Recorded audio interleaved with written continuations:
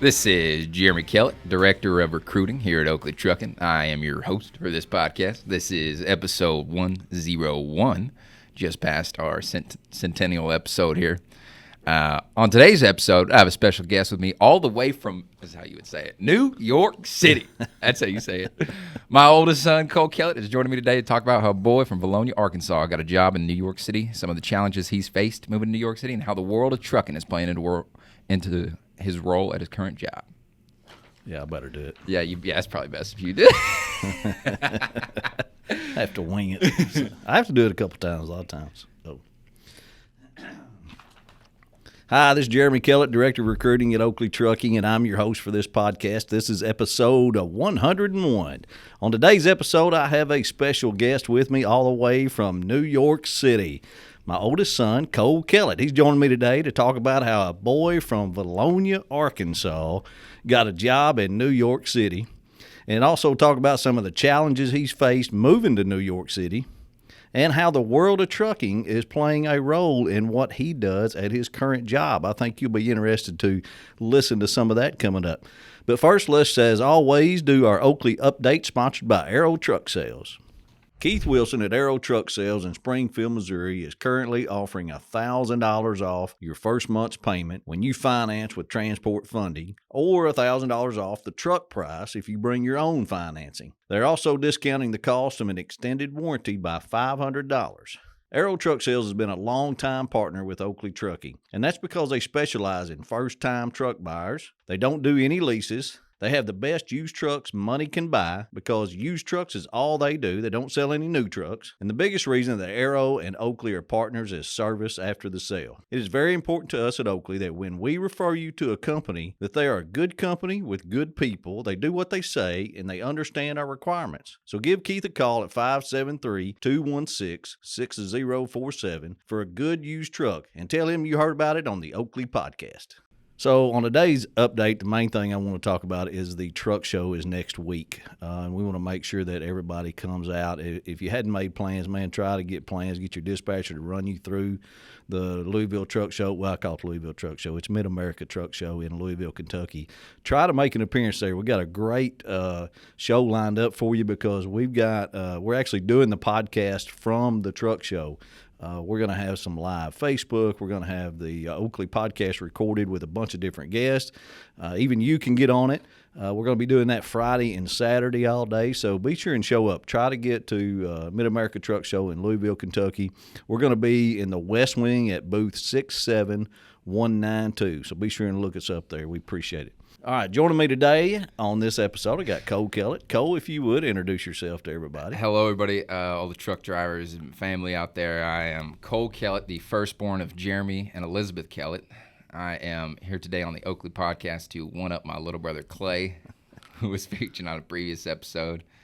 A little bit about me. I am 23 years old, born in 98. I am just graduated college. I graduated college 2020.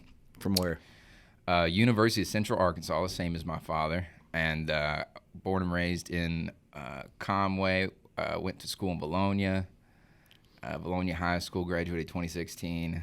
School's in the past now. What's your hobbies? What do you do when you're not working? I'd say I'm a pretty extroverted person. So just about if I'm doing something outside of work, it's something with friends, whether that's comedy show or going out to eat, or just hanging out with friends, or playing games, or whatever it may be, whatever you have time. Big music guy too, aren't you? Listen to a lot of music. I listen to a lot. Whenever I'm working, whenever I'm not working. I usually don't do it when I go to sleep, which I feel like some well, only listen to music when they go to sleep, but sort of I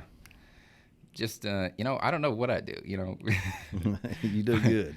Well, I tell you what, I want. I wanted to bring you up here to do this episode because I think, of course, I'm a little biased. I think you're an interesting person, and I just kind of wanted to hear your story, because it's not every day you hear somebody from a small town in Arkansas goes to New York City, especially 23 years old, and not have any connections up there. So what I was wanting to do is what even possessed you to apply for a job in New York City? Yeah. So the first time I ever left Arkansas, I was really always lived here. I had an internship at the Federal Reserve as an intern bank examiner in, I think, summer of 2019, and that was in Dallas, Texas. So what I did is I went up and I decided it'd be good for me to just leave the state for a little bit, even if it was just for 10, 12 weeks. And I went and lived in Dallas, Texas on my own for about, for that summer. And I just absolutely loved everything about it. Living on my own, the big city, having an apartment, making new friends, interesting job. And so I just took some time to decide everything I liked about Dallas, Texas, and why I liked living in the city. And I said, well, New York's 3-4 times the size of that, so that's got to be 3-4 times more fun. And I think that sort of played into it, of me sort of having a desire to get out and about after college. And because you took a job out of college. Mm-hmm. Well, I graduated May 2020, so height of the pandemic. So it was a tough time to graduate. I would say not a great time to enter the job market if you had to choose. May 2020 was tough. It was really hard to find a job, but rent was still due. So I had to just take whatever job I could. I ended up working at a pizza restaurant for a little bit as a waiter. I think I'd only did that for 2 months, and then I eventually found the job through a friend at a mortgage company where I did mortgages. Here in Little Rock. Yeah, paperwork, Little Rock, for about 8 months. And then that was until August of 2021 where I got started a job in New York City. How do you even get an interview with somebody in New York City? So it's a lot online now, either through reaching out through people's social media, online applications. What I did was I would go on LinkedIn and I would, you'd message 100 people, and then maybe 10 of them would message you back, and then you would try and set up a phone call, and maybe one of those 10 would set up a phone call. And then you would do that about 10 more times. You have 10 phone calls, and maybe one of those 10 phone calls can land you an interview. And I probably went through 6 or 7 different job interviews, through before I actually ended up getting this job. It was very lucky. And this actual job that you got, I remember you telling me that you bombed the interview. I did do good. They were asking a lot of technical questions, and I was just real nervous, and I just didn't know my technicals, and they sought me out on that, and they punished me for it. But I thought for sure once I stepped out, I was like, well, that's not getting a call back. But sure enough, they called me back like a week later and had me come in for a second one. So I was lucky. I thought I did terrible, but they must have saw something. Well, I'm sure they did. I think that there's this little bit of it's almost like you see sort of the drive in somebody when someone, like, because people born in New York City, live in New York City all their life, get jobs there. It's it's not a special place to them. But whenever you hear some kid that's come from some small town in Arkansas, and he's like, hey, can I work for you? I want to live in the big city. I want to move there. I'm going to move 1,000 miles away just to work for your company. It's sort of I guess they see sort of someone that can be committed to a job, someone that's excited for it. Yeah, somebody with some ambition, I see. Mm-hmm. And so this company, so what'd you get a job as? What do you do? I am a credit analyst. Credit analyst. I give a simple explanation of what the industry is that I work in. So let's say Oakley Trucking. Well, let's wait. Let me back up a minute before you tell me what you do up there. I still want our listeners to hear the process of getting up there. Oh. So you called me one day, and I'll never forget, you said, Dad, I have got an offer from a company in New York City. You had a job offer, and you said, what am I going to do? I said, well, I don't know. What do you want to do? Yeah. I was trying to, for weeks and months before, I was trying to ease you into it. I was like, hey, Pops, I'm just letting you know. Yeah. I'm applying for jobs out of the state. Well, I didn't think you'd get one. I know. Especially in New York City. The only ones I was really looking at was Dallas and New York City. And so I was just applying for, you apply for 100, 200 something jobs and you only get a few interviews, and you only get one offer that you really take. So it was months long process of applying, and then when they sent you this offer. Yeah, no, it was actually a phone call from a nice HR lady that ended up being my friend when I got up there. She called me on my lunch break from another job. I think it was the day after my second interview, and she said, "We want to extend you an offer." And I think she said something like, "Your New York dreams are coming true." Oh man! I think she was real invested in the small town kid's story, but she was super nice. She helped me through the process, and then it was sort of a surreal moment. I was out by the Arkansas River, just across from us, and in the river market, I was looking over the river because I knew this phone call was going to be the news of whether I got the job or not. So I answered the phone call, and I remember the surreal moment of me out by the river just with the phone down, and it takes a few, 5-10 seconds of sitting there and soaking in the moment that you just got a job offer from your dream city at your dream job, and how cool it was. And I think I called you maybe like 15 seconds after that phone call. I was like, "Pops, can you believe these people?" I was really excited. Well, you should be. It's a big opportunity, and it's exciting to move up there. Now, that's a whole nother issue, is moving to New York City. Yeah, no, you didn't have much time, and then you had to find an apartment up there and a place to live and a roommate. That's a whole drawn-out ordeal right there that can be time-consuming and expensive. Yeah, they're talking about the jobs a lot, but that's really less than half of what it is living like in the city. If I just wanted to move somewhere for a job, New York City. So what's the big differences up there in New York City? Is it what you expected? I was a little scared. I did, because I'd never been to New York City before I went. The first time I landed in New York City, I was not leaving. I was there to move there. I remember. I bought you a one-way ticket. How many people here have bought a one-way ticket on an airplane? That's terrifying. I bet. So I packed up, said goodbyes, hopped on the plane, and it was interesting because we spent the first 2 weeks there. I didn't have a place to live as soon as I got there, so I was staying in a hotel and touring apartments every day just to try and find one. It probably took me 2 weeks to find an apartment, and then maybe, they usually get you in pretty quick, half a week or a week later. So I started work mid-August, and I was probably in an apartment a few days after that. And the apartments there are kind of small. Little smaller, tiny, and a little more expensive than homes here in Arkansas.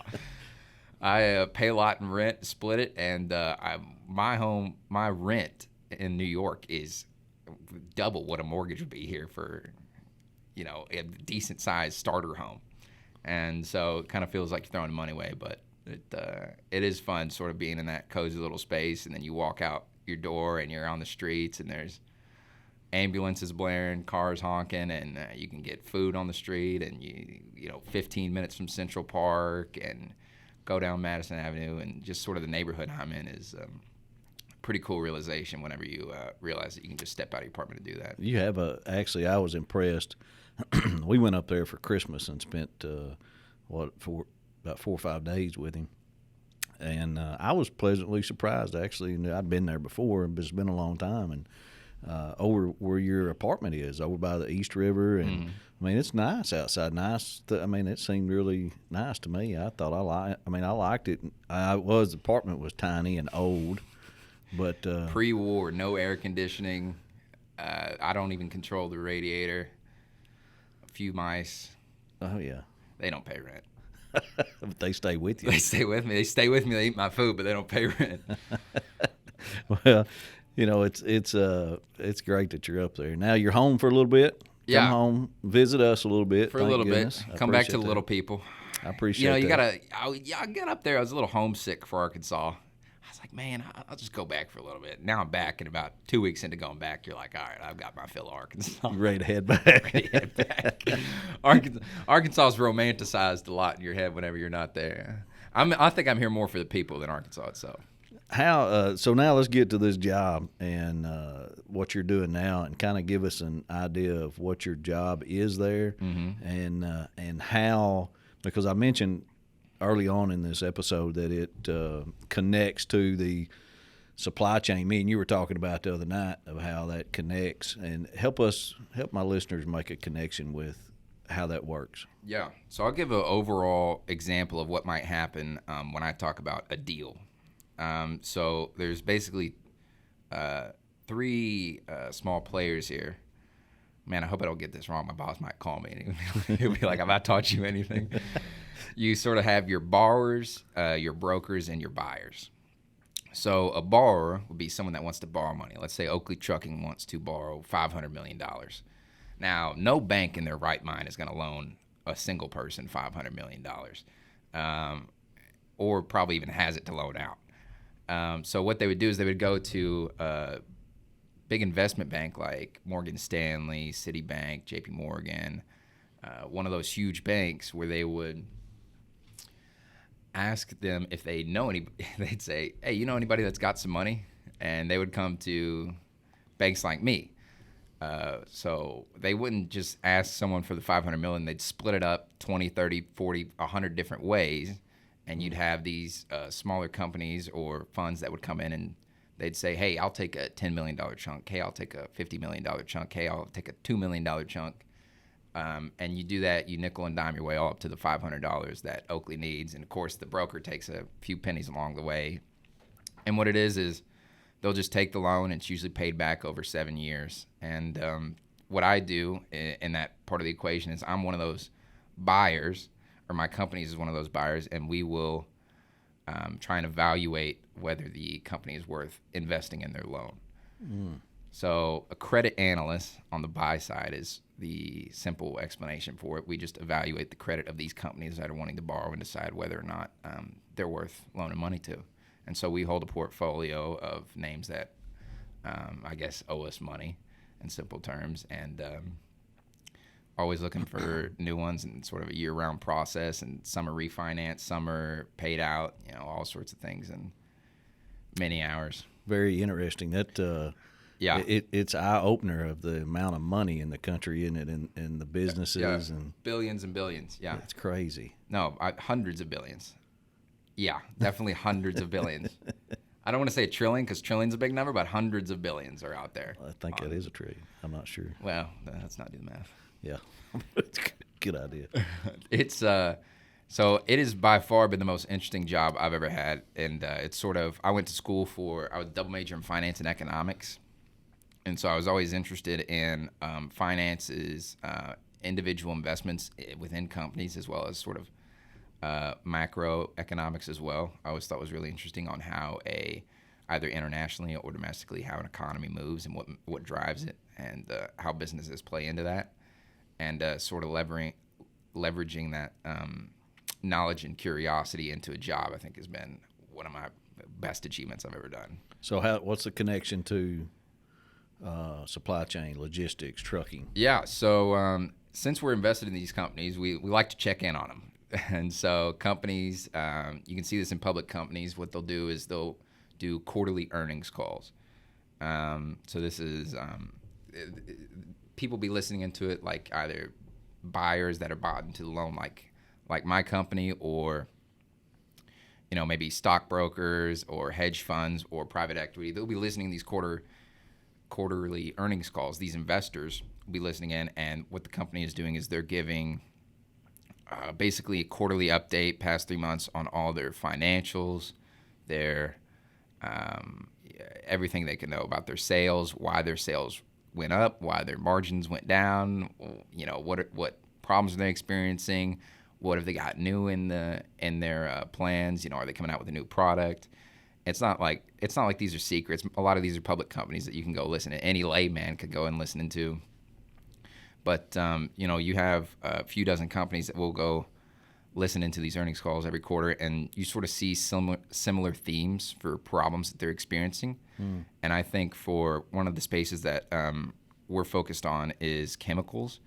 And so chemicals will have a lot of raw materials, and those are very supply chain dependent sort of provided businesses. by trucks. Yeah, these raw materials don't just show up at the plant. Right.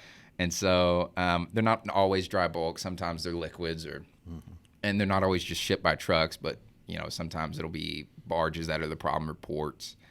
But you always see, I'd say, in 80% of these companies, they'll highlight that one of the problems of the quarter is supply chain and logistics problems, and it's leading to a whole bunch of problems of, several companies have got products that they can't make, even though they've got buyers for the products. They can't fill all the orders that they want.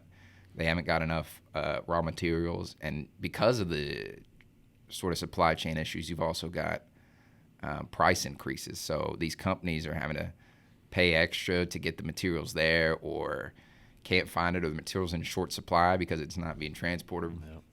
And so that leads to the company having to pay more and more for these raw materials, and they can't just take a loss on that. They have to up their margins, or they have to maintain their margins, so they up their prices for the consumer. So that's where you see a lot of inflationary pressures on these companies to raise their prices. It's amazing how transportation plays into about everything. Yeah, no, it definitely comes back. It's sort of a backbone. Like you'll start out and you'll be like, "Hey, man, why is my shampoo cost more?" And then you go to the company, you're like, "Hey, man, why'd you raise the price on this shampoo? $3?" And they're like, "Well, we kind of had some trouble. We couldn't get it in our products and all our chemicals. We needed to mix it up, and it was kind of delayed, and we were kind of short on supply, so." We had to pay a little bit more for those products, and you say, "Where'd you get those products?" "Oh, well, we just, had a logistics company get them to us from raw materials," and then, it just goes all the way back down, and you realize that these supply chains, this sort of the connecting piece, the web in between every company to move from product from plant to plant, or plant to store. It's sort of it's every piece of it, and when that suffers, so does the entire, macro economy. Yeah, transportation plays a big role in it. Very, very big role. Whether it's trucking. Yeah, we need more truckers. If you could get Jeremy, if you could get more truckers on the street, that would help me out. The investor, it would help out Wall Street. It would help out everybody. If you could just get some more truckers out there. I hadn't heard that lately. Yeah, that's a new one to me. I didn't know we needed any more. Boy, really? we could use dozens. We hear that every day, son, and that's what I'm trying to do. That's what we try to do every day. Is this where the ad break goes? Sign up now for Oakley Trucking. Call Jeremy Kellett. He'll get you in a truck. That's exactly right. He'll get you a trailer on your truck, and we need them. Ship you across the country, and he'll pay you a dime to do it. Yeah, and you'll make that little bit of progress towards my son's job. Yeah, somewhere along the lines. Somewhere along the way, the companies will do better, and I can do more loans. Hey, so a couple more things. What does the future look like for Cole Kellett? Because I know you're pretty detail-oriented. Well, you're a planner. I'll say that. I don't know about detail-oriented. I don't know if planner is the right word. I think a dreamer. Oh, yeah. Ooh, pause for maybe effect. Maybe. I would say you always have big plans of like I was always said I wanted to move to New York. I don't think once during all my time saying that did I actually plan out the logistics of. Oh, I know you didn't do that. I never planned it out how I was going to get there, but I always. Yeah, I always said I wanted to. I see what you mean. You probably are right. Dream planner is probably not a good word for you because you don't plan anything. You just go do it and you hope it works out. And drives me and your mother crazy because you don't plan it out, and then it seems to work out for you. Yeah. I think it seemed like you guys were happy. The way I think I describe how you guys took me moving to New York, Mom and Dad, is sort of like great Mexican food. Like in the moment, you're like so happy, but it's gonna hurt. Oh, mercy. So that's sort of how I think about it. Y'all are proud, but I think it's good for me. I'm super excited because. Dude, I'm still young. Look how 23. Well, where are you going to be 5 years from now? That's a great question. I really never thought farther than this. When I was growing up in college, in high school, in college, I was like, man, I'll get a job working in finance in New York City. I'll commute into Midtown every day, work right across from Rockefeller, or, and take the subway in and sort of have all these dreams and of the end game picture, and then now I'm here, and I didn't think this far ahead. I really didn't think I'd get this far. You're just enjoying the moment. Yeah, give me a year or two to enjoy the moment, Foz. I'll get back to you when I have I'm topped out on all my things I wanted to check off. I'm gonna ride the high for a little bit. But so how do you order pizza in New York City? Oh, give me your best New York City accent ordered pizza. Accent. There's no. How do you order pizza? You shouldn't in do New an York accent. Did I tell you the story about one time it was late at night after we were out at a bar or something? And the thing is, pizza is the best pizza in the world in New York City. Pizza was my favorite city before I moved there. And favorite food before I moved there, and now I eat it just about every day there. It's amazing, and it'll be like thin crust, great ingredients. It'll be like these people know what they're doing, and it's not like here where you go to whatever pizza place and you get a whole pizza and it's chopped up. You order by the slice there, and the slices are huge, probably like almost a quarter size of a pizza, and it'll be $2 or $3 per slice. You buy the one slice, and they'll throw it in the oven, and they'll heat it up, and then they serve it to you hot, and it's perfect, and you can walk on the street. So I'll leave my apartment. I don't like getting delivered much. I'll just I like the experience. I'm paying too much to not get the New York experience. I'll walk out of my apartment. I'll go to the there's this pizza restaurant around the corner. You walk in, they have the whole glass there with all their pizza types of cheese, margarita, buffalo, whatever it is. Get your slices, and they'll heat it up, and it's amazing. I love it. I have adopted a little bit of a twang. Really? So you can, it's just, you see, assimilate into the culture in New York City. So did anybody make fun of your accent when you got there? No. I mean, you got to realize this is one of the most diverse, if not the most diverse country in the world. I mean, I walk out just to go get groceries. I hear 4 or 5 different languages. You hear German, Russian, Chinese, Japanese. You'll hear all these languages that you're doing, or even these small businesses will be owned by like a small family that just immigrated in this generation. So it's really cool to sort of see all that culture. And you got a great. You got a good roommate. Yeah, no, I found my roommate off of Facebook. I never met him before I saw him in New York City. Yeah, that's lucky. I could have got a crazy roommate. I mean, he did. I hope he's my best friend in New York so far. That's another thing is making friends in New York is just making friends as an adult, making new friends. Yeah. I don't know how many new friends you make at 50 some odd years old, but I'm 51. It's a guess.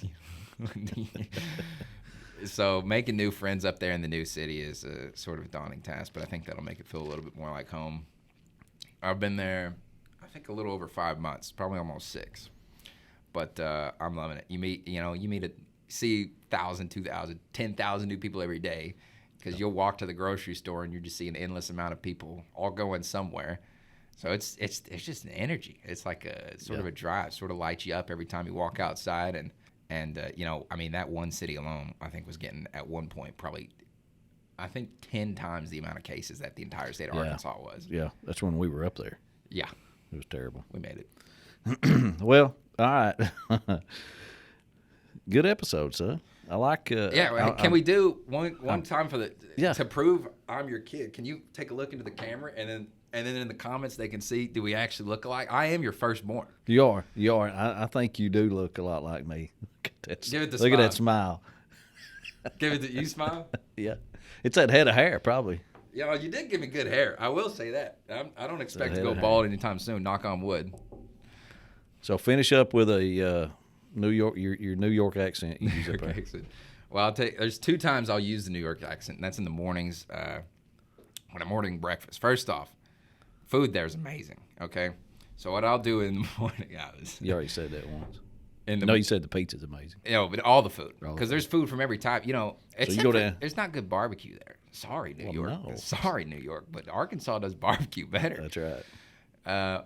And then I'll go to the morning bodega just on the corner, and it's cold. There's it would be like some Hispanic guy behind the counter. There's loud music blaring. He's just dancing away over the griddle in the kitchen there. He'll say, "And let me get a bacon, egg, and cheese on a bagel." And that's terrible, but just doing that a little bit just makes me feel a little bit more like a New Yorker. Yeah, a little bit more. He feel like he belongs. Yeah, something like that. What does he say? He doesn't say much. It's just sort of a nod. Puts a cigarette back in his mouth. It's great. I love every second of it. Oh goodness! Well, I'm proud of you. I really am. I hate that you're that far away, but I'm proud of you. I can see the future, that you got a great future ahead of you. Yeah, no, I'm excited for career and life, and I think it's exciting because it challenged me.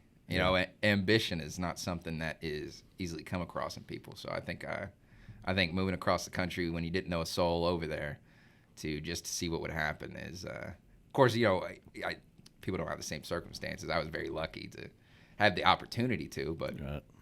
But just having that ambition, I think, is something that we need more of. Not everybody has it. Got to have that want to. Have the ambition to apply for a job at Oakley Trucking. Now you're talking. That's it. Do you have a sign-off? That's where you need to be. You should get a sign-off. I'm trying to do it. But you don't have like a one-liner? I couldn't get you to talk in the beginning, and now you won't shut up. All right. You got any more to add? I'll think of some. If I see you again, yeah, I call you every now and again. All right. Yeah, not enough. Hey, I'd like to hear from you more, but that's all right. So, hey, appreciate everybody joining me on this episode with my son, Cole Kellett, and talking about his experience in New York City and also how trucking is related to what he does up in New York City. So appreciate everybody tuning in once again. The Oakley Podcast, Trucking, Business, and Family. That's who it's for. That's what we do here is make great episodes for everybody, our Oakley Trucking listeners and owner-operators and their families. So tune in every Wednesday. We always got a new one coming out, and we appreciate everybody listening. Be sure to subscribe, like, and comment, and keep them coming. We'll talk to you next week. Thanks.